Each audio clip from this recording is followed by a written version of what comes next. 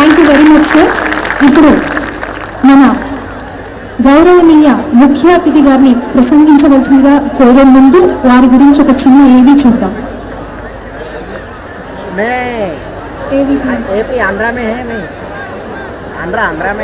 కొందరు నాయకులై ప్రజా జీవనంలోకి వస్తారు. అతి కొద్ది మంది ప్రజల నుంచి వచ్చి నాయకులు అవుతారు. అటువంటి జనహృది నివాస నాయకుడు గౌరవనీయులు శ్రీ బండారు దత్తాత్రేయ గారు.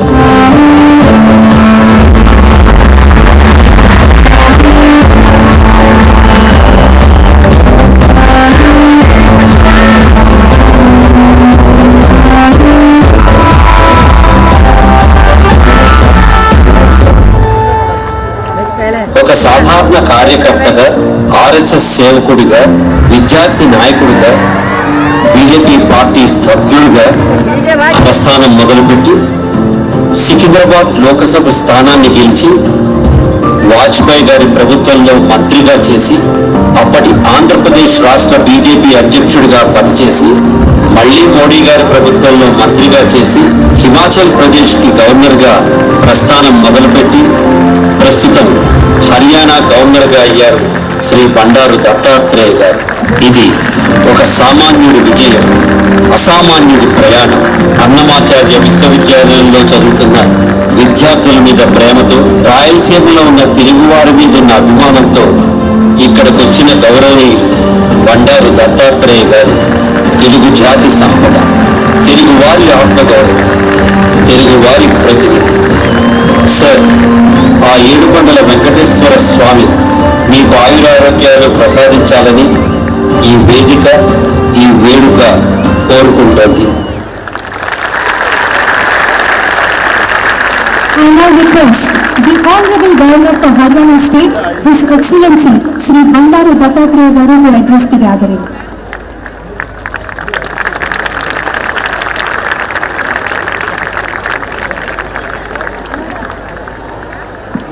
బాయ్స్ అండ్ గర్ల్స్ గట్టిగా చప్పట్లు కొట్టి ఇంకా మనం సైలెంట్గా ఉండాలి. ఒక్కసారి సార్ కోసం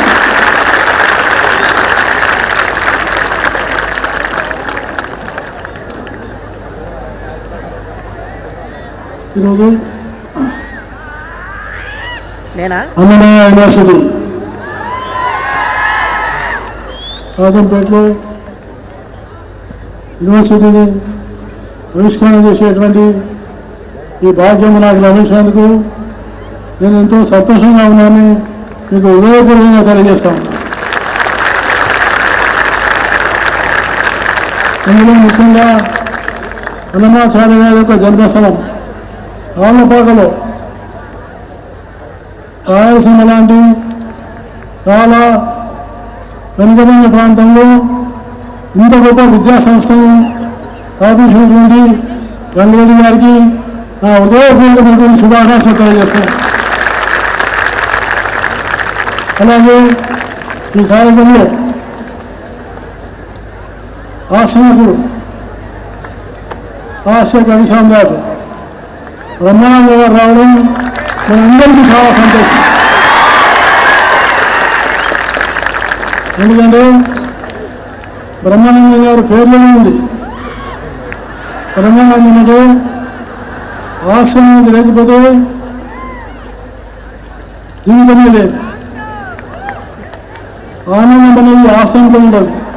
కాబట్టి ఆ జీవితానికి ఆనందాన్ని కల్పించేటువంటి గొప్ప వ్యక్తి బ్రహ్మానందం గారు ఉండడం చాలా సంతోషమైన విషయం.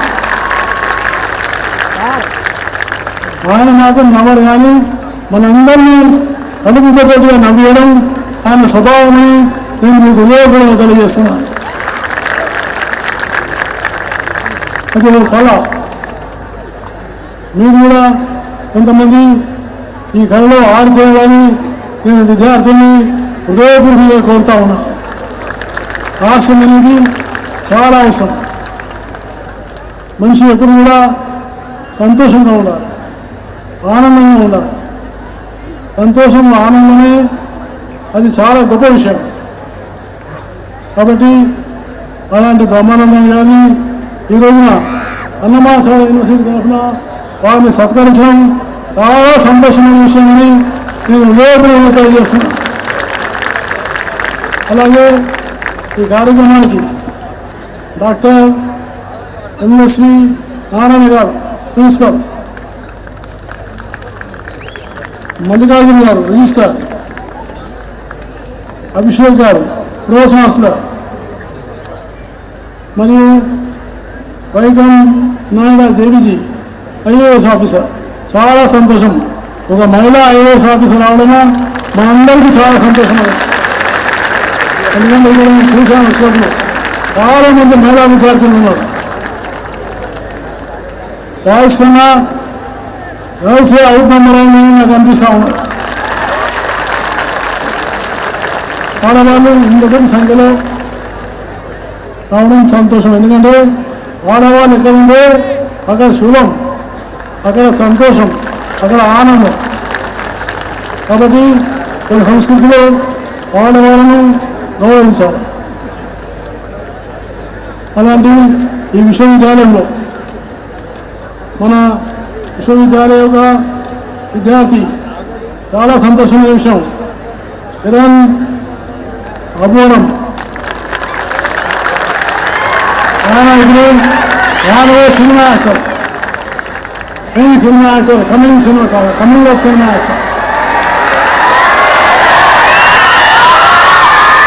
గొప్ప భవిష్యత్తు ఉన్నటువంటి యాక్టర్. కాబట్టి ఇద్దరు కూడా ఈ వేదికలో ఒక ఆయన మన అభినవ్ గారు, అలాగే బ్రహ్మానందం గారు ఇద్దరు ఉన్నారంటే నాలాంటి వాళ్ళు చాలా ఇబ్బందిలో ఉంటామని నేను మీకు హృదయపూర్వకంగా తెలియజేస్తున్నాను. ఎందుకంటే మీరందరూ వాళ్ళ మాట వినాలని, వాళ్ళ ఉపన్యాసం వినాలని మీ మనసారా కోరుకుంటారు. అందుకని 2 నిమిషాలు మాత్రమే మాట్లాడాలి. ఎందుకంటే 25 సంవత్సరాలు 6 నిమిషాలు కృషి చేసి ఇంత పెద్ద విద్యా సంస్థను 10,000 మంది విద్యార్థులతోటి ఈ యూనివర్సిటీని స్థాపించినటువంటి గంగారెడ్డి గారి వారి బృందానికి చాలా చాలా నేను ధన్యవాదాలు తెలియజేస్తున్నాను. విశ్వవిద్యాలయం పెట్టడం మామూలు విషయం కాదు. విశ్వవిద్యాలయం ఇది చాలా గొప్ప సంస్థ.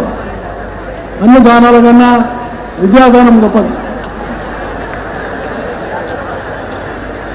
విద్య అనేది మనిషికి చాలా శోభితమైంది. విద్య ఉంటేనే గౌరవం ఉంటుంది. విద్య వల్లనే రాణించబడతారు.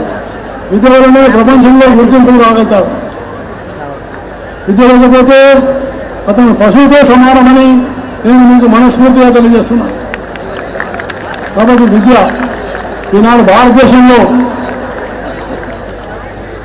మనకు నిరుద్యోగం కానీ పేదరికం కానీ నిర్మూలన మీద అనేకమైనటువంటి కొత్త సబ్జెక్ట్స్ తోటి ఫ్యాకల్టీ నేర్పడం ఇది చాలా స్వాగతించిన విషయమని నేను తెలియజేస్తా ఉన్నాను.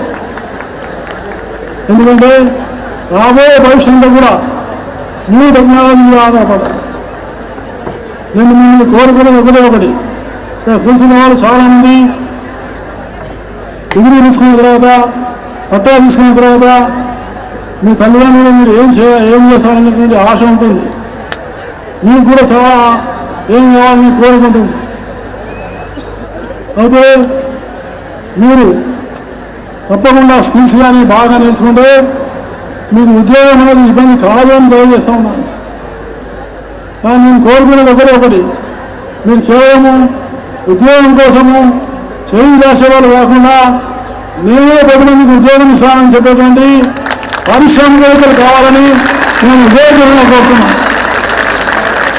You should not be a job seeker. You should be an entrepreneur. You should be an entrepreneur.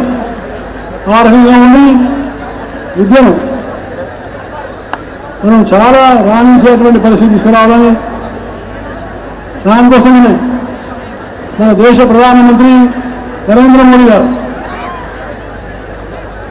2020లో నూతన విద్యా విధానాన్ని తీసుకొచ్చినారు. ఈ నూతన విద్యా విధానము ఇది భారతదేశ చరిత్రలో ఓ గేమ్ చేంజర్ లాంటిదని నేను మీకు గేమ్ చేంజర్. ఎందుకంటే ఇప్పుడు ఫస్ట్ ఈజ్ ఎంప్లాయ్మెంట్. ఈ విద్యా విధానంలోని first employment, second is scientific education, third one is సాంకేతికమైనటువంటి పరిజ్ఞానం, fourth one innovation. Our ideas should be innovative, our research should be innovative, our subject should be innovative. అందుకని ఈ కొత్త విధానంలో ఇన్నోవేటివ్ రీసెర్చ్ అన్నిటికన్నా ముఖ్యమైనది ఏంటంటే ఈ యొక్క నూతన విద్యా విధానంలో నైతికమైన విలువలు, మారల్ వాల్యూస్ చాలా అవసరమైనవి. ఎంత గొప్ప చదువుకున్నా, ఎంత పెద్ద డిగ్రీ చేసినా మనకు నైతికమైన విలువ లేకపోతే మన జీవితం అనేది గుర్తింపుండదని నేను మీకు సభాముఖంగా తెలియజేస్తున్నాను. మారల్ వాల్యూస్ చాలా ముఖ్యం. డబ్బు సంపాదించవచ్చు, ఓట్లు సంపాదించవచ్చు. ఇంగ్లీష్లో ఒక ప్రాబ్లం ఉంది. ఆ ప్రాబ్లం ఏంటంటే if wealth is lost nothing is lost, if health is lost something is lost. డబ్బు పోతే మళ్ళీ డబ్బు సంపాదించవచ్చు, ఆరోగ్యం పోతే మళ్ళీ కొంత కష్టపడి దాన్ని కూడా సంపాదించవచ్చు. If wealth is lost nothing is lost, if health is lost something is lost, if character is lost everything is lost. కాబట్టి విద్యార్థులు జీవితంలో నైతిక విలువలు, క్యారెక్టర్ బిల్డింగ్ అత్యధికమైనటువంటి ప్రాధాన్యతనిచ్చి మీ జీవితంలో ఓ గొప్ప స్థానాన్ని సంపాదించాలని నేను మీకు హృదయపూర్వకంగా కోరుతా ఉన్నాను. చివరిగా నేను కోరేది ఏంటంటే మనము సంకల్పాన్ని తీసుకోవాలి. ఇక్కడ కూర్చున్న విద్యార్థులు, యువకులు, ఈ యువకుల్లోనే మీ చేతుల్లోనే భారతదేశం యొక్క శక్తి ఉన్నది. ప్రధానమంత్రి గారు నరేంద్ర మోడీ గారు కూడా మీ మీద విశ్వాసం ఉన్నది. మోడీ గారు వారి సంకల్పం ఏంటంటే Viksit Bharat 2047, Bharat should be number 1 in the world. ప్రపంచంలో అత్యున్నతమైన దేశం కావాలి. కాబట్టి అది మీ చేతుల్లో ఉన్నది. మనందరం కూడా అందులో భాగస్వామ్యం కావాలి. అందరం భాగస్వాములై ఈ దేశాన్ని భవ్య దేశంగా నిర్మాణం చేయాలని నేను మనసారా కోరుకుంటూ, అలాగే మీరు ఉద్యోగం వస్తే ఉద్యోగం కోసం మీరు ఎక్కడైనా వెళ్ళండి, ప్రపంచంలో ఎక్కడైనా వెళ్ళచ్చు. ఎందుకంటే పత్రికల్లో చూశాను ఈ మధ్యలో 2030 అంటే 2030 సంవత్సరంలో ప్రపంచంలో 3 కోట్ల ఉద్యోగాలు రాబోతున్నాయి. 3 crore jobs are coming by 2030. నాకు విశ్వాసం ఉంది. మన భారతీయ యువత చాలా మేధస్సు కలిగిన యువత, మన భారతీయ యువత మంచి నైపుణ్యం ఉన్న యువత. ఈ 3 కోట్ల ఉద్యోగాల్లో 2 కోట్ల మంది భారతీయులు ఉద్యోగం సాధించగలుగుతారని నాకు పూర్తి విశ్వాసం ఉంది. మీరు భారతదేశం కాకుండా ప్రపంచంలో ఎక్కడైనా వెళ్ళి ఉద్యోగం చేయాలి. ఉద్యోగం చేయాలి, తప్పకుండా సంపాదించాలా, మీ తల్లిదండ్రులను గౌరవించాలా. అలాగే అన్నమాచార విశ్వవిద్యాలయాన్ని మర్చిపోవద్దని నేను మీకు ఈ సభాముఖంగా తెలియజేస్తున్నాను. మీరు ఎక్కడ వెళ్ళినా నేను అన్నమాచార విద్యార్థులు అని చెప్పాలి. నేను ఇక్కడి నుంచి పుట్టాను, ఇక్కడ పెరిగాను, ఇక్కడ చదువుకున్నాను, ఇక్కడ నేను నేర్చుకున్నాను అనేటువంటిది మీ మనసులో ఉండాలి. ఆ సంకల్పం తీసుకొని చివరిగా నేను తెలియజేస్తున్నాను ఏంటంటే విదేశాలకు వెళ్ళండి, డబ్బులు సంపాదించండి, భారతదేశానికి తప్పకుండా సహాయం చేసే ప్రయత్నించాలి. రామాయణంలో ఒక చిన్న శ్లోకం ఉంది. ఆ శ్లోకం చెప్పి నా ఉపన్యాసం ముగిస్తాను. ఆ శ్లోకం ఏంటంటే అపిస్వరణ మహీ లంక. అంటే రాముడు రావణాసురుని సంహారం చేసి లంక జయిస్తాడు. లంక జయించిన తర్వాత లక్ష్మణుడు ఈ శ్లోకం అంటాడు, అపిస్వరణ మహీ లంక నమే లక్ష్మణ రోచతే. లక్ష్మణుడు రాముని అడుగుతున్నాడు, అన్న ఈ లంక చాలా బంగారమయమైంది, స్వర్ణమయమైంది. కాబట్టి మనం ఈ లంకలోనే ఉందాం, ఈ లంకని విడిచిపెట్టి వెళ్ళొద్దు అని చెప్పేసి లక్ష్మణుడు రాముడిని కోరుతున్నాడు. అప్పుడు రాముడు చెప్పినాడు, అపిస్మరణే మహీ లంక నమే లక్ష్మణ పోసతే. లక్ష్మణ, ఇది బంగారమైనటువంటి లంక కావచ్చు, కానీ నాకు ఇక్కడ ఉండడం ఇష్టం లేదు అన్నాడు. ఎందుకు అన్నాడు, జననీ జన్మభూమిష్ట స్వర్గాదపి కరియేసి అన్నాడు. నేను ఎక్కడ జన్మించినా అక్కడ వెళ్తాను, అక్కడ వెళ్ళి నేను ఆ ప్రజలకు సేవ చేస్తానని చెప్పేసి సంకల్పం తీసుకున్నాడు. కాబట్టి మీరు కూడా ఈ స్ఫూర్తితోనే ముందుకెళ్ళి అన్నమాచార్య విశ్వవిద్యాలయాన్ని ప్రపంచంలో ఒక మంచి విశ్వవిద్యాలయంగా గుర్తింపు తేవాలని నేను మళ్ళీ ఒకసారి కోరుకుంటూ, గంగారెడ్డి గారు వారి యొక్క టీం నన్ను హైదరాబాద్కి వచ్చి ఈ కార్యక్రమానికి ఆహ్వానించినందుకు నేను హృదయపూర్వకమైన ధన్యవాదాలు తెలియజేస్తూ సెలవు తీసుకుంటాను. జై హింద్.